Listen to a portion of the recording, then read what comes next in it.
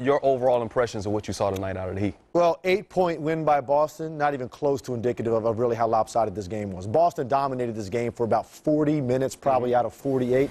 Heat had 2 runs, one at the end of the third quarter and one with about the 3-4 minute mark. LeBron James basically did it by himself in both of those runs that made the score more respectable, but Boston dominated this game at both ends. They showed you why they're an elite championship defensive team, and they showed you why ball movement and penetration and kick out and having a guy like Rondo on the floor that's a true point guard makes a big difference. And that's why Miami looked really bad tonight offensively. Dwyane Wade completely out of the game from the beginning, missed the entire preseason, and it showed.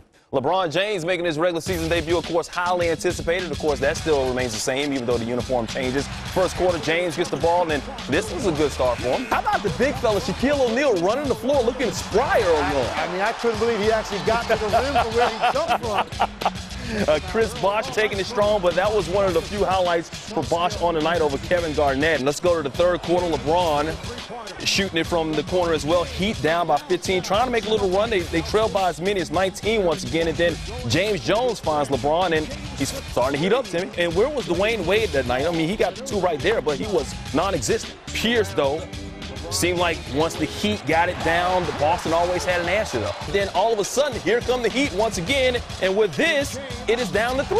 Yeah, Boston tends to slow down too much offensively and allow teams to get back in games because they play too conservatively. But once again, they always had the answer. There's Ray doing it once again. Ray Allen, 7 of 13 from the field.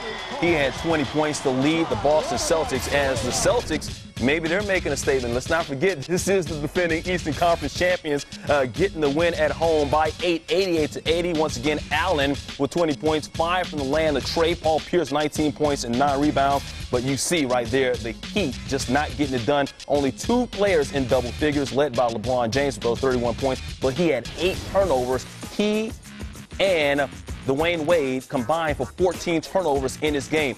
LeBron could have stayed in Cleveland for this stat. If you think about it, he wanted some help going down to Miami, and eventually, of course, he'll get it with this team. But right on this night, he didn't have the help he needed. And there's going to be certain nights where he's still going to have to play like that, like a dynamic scorer, a guy that will dominate the basketball if he feels that's what it's going to take. But that's not how he wants to play, and that's critical to see, because tonight they reverted back to some of the habits that he had in Cleveland, where the ball just gravitated toward him when it mattered most.